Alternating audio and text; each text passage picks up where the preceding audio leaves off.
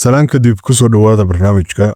maanta waxaan doonaynaa in aan uga hadalno maxaan tiknoolajiyada uga baqnaa sida taariikhdu soo warisay markii la alifay ama la sameeyey madbacadda qalabka buugaagta iyo waxyaabaha la midka lagu daawaco caalamka islaamku aad ayuu uga hor yimid gaar ahaan wadaadada iyo khilaafada iyo dowladdii islaamiga ahayd ee Cuthmaaniyiinta waxa ay ku qaadatay ku dhawaad 300 oo sano in ay aqbalaan in la isticmaalo madbacadda kadibna waxa la bilaabay in la isticmaalo maantana aad ayaa loo isticmaalaa tusaalooyinka aan soo qaadan karno ee ku saabsan sida ummaddu ay markasta uga hortimaado tiknoolajiyada way badan yihiin waxa kale oo aan soo qaadan karnaa markii uu soo baxay telegrafka aad ayaa loo hor yimid telefoonada sidoo kale raadiyaha sameecadaha waxa ay ahaayeen wax aad loo diido wadaadaduna ay aad uga hor yimideen waxa kamid ah sidoo kale fotokobiga oo aad la isugu qabsaday 1979kii rag ayaa kacbada qabsaday waxa ayna noqotay in dhiig ku daato oo boqolaal qof ku dhintaan haddii aysanba kumanaan ahayn raggaas sida la sheegay waxyaabaha ay ka cabanayeen waxaa kamid ahay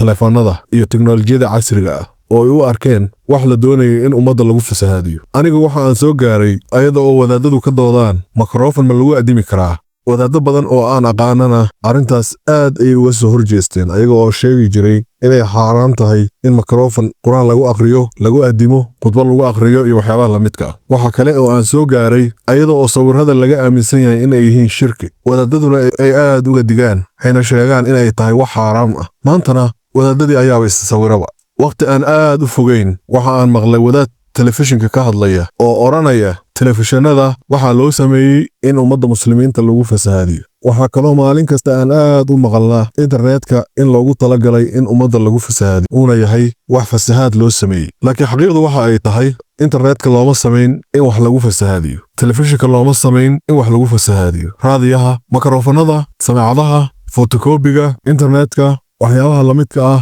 looma samayn in dadka lagu fasahaadiyo waxaa loo sameeyey dhowr arrimood in mushkilada jira lagu xalliyo in wax lagu fududeeyo in badan oo qalabkaas ka mid ah oo loo sameeyey in lacag laga helo sida aan ognahay kombiyuutarada internetka iyo tiknoolajiyad badan waxaa sameeyey dowlado waxayna ugu talagaleen inkasta oo ay dhahaan qaybta difaaca laakiin guud ahaan cududda militari inay noqdaan kuwa ayagu ugu sarreeya waa run way jiraan dad badan oo u isticmaala internetka telefishinka iyo waxyaabaha la midka ah qaab qaldan iyo fasahaadin ummadda ah laakiin waxani waa aalad waa wax wanaagna loo adeegsan karo xumaanna loo adeegsan karo waa midada jikada kugu taala oo haddii la doonayana qof lagu qali karo haddii la doonayana qudaarta lagu jarjaro karo waa biyaha barkada kugu jira oo haddii aad cabtana aad noolaanayso haddii aad ku harqatana aad dhimanayso waa hubka noocyadiisa kala duwan oo kale oo haddii la doonayana laysku difaaci karo haddii la doonayana dhibaato lagu geysan karo waan ognaha hubka oo kale dadna dad ayay ku dhibaateeyaan dadna dad ayay ugu gargaaraan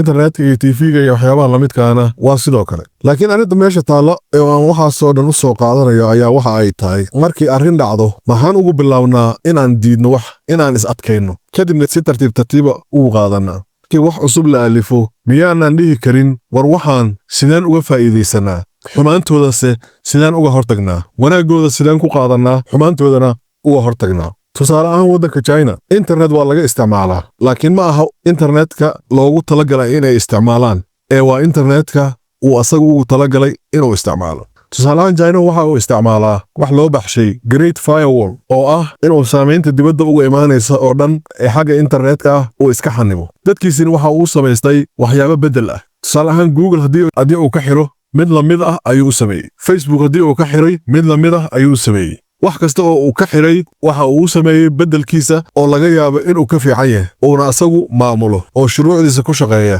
waan ogahay in la isticmaali karo VPN-ka iyo waxyaabaha la midka ah si derbigaas looga gudbo laakiin dadka dhammi kama wada gudbi karaan dadka dhammi ma wada fahansanaa sida VPN iyo waxyaabaha la midka loo isticmaalo waxaa laga yaabaa inay tahay nisbo yar oo dadka ka mid ah inay isticmaalaan waana isku midkii oo haddii la yidhaahdo midida dadka inteeda badan hilibka iyo qudaarta iyo ku jarjartaan laakiin dhowr qof ay inta fakato ay wax ku disho ama wax ku dhibaatayso way samayn karaan bini'aadamku hal meel laguma wada jihay karo haddaba su-aasha aan qabo ayaa waxa ay tahay maxaa noo diiday in markii ay tiknoolajiya cusub timaado oo kale halkii aan anagu oo fadhina aan ka doodi lahayn aan dhihi lahayn waxaasi nama soo galaan tusaale ahaan wadaadada oo kale inta badan waa dadka ugu horreeya ee waxyaabaha noocaasa ka soo horjeesta haddaba su-aasheedu waxa ay tahay wadaadada oo kale maadaama ay yihiin dadka ugu horreeya ee wixii yimaada diidaya maxaa u diiday inay hal mar inta fadhiga ka kacaan ay dadka wax yaqaano kale inta isugu yeeraan ay dhahaan brogaraamkan la sameeyey wixii looga hortegi lahay faabreebkeeda sameeya teknolojiya cusub markii ay soo baxdo inay dhahaan inta dadka aqoonta waxaas ule la kaashadaan ay dhahaan waxaan faabreebkooda keena sidaan u faabreebnaa waxaan sidaan wanaagooda u qaadanaa xumaantoodana isaga reebnaa xaqiiqdu waxa ay tahay